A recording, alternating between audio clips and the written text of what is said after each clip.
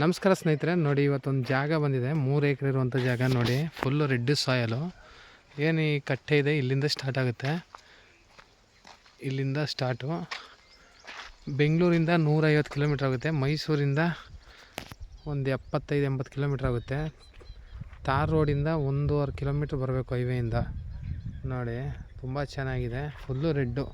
ಏನು ಈ ತೆವರಿ ಇದೆ, ಈ ತೆಂಗಿನ ಮರದಿಂದ ಈ ಕಡೆಗೆ, ಆ ಕಡೆ ಅಲ್ಲೊಂದು ಕಾಲುವೆ ಐತೆ, ಅಲ್ಲಿ ತನಕ ಆ ಜೋಳ ಹಾಕಿದ್ದ ಮರ ಐತೆ ನೋಡಿ. ಆ ಜೋಳನ ಸೇರಿ ಈ ಉತ್ತಿರೋದು ತುಂಬ ಚೆನ್ನಾಗಿದೆ.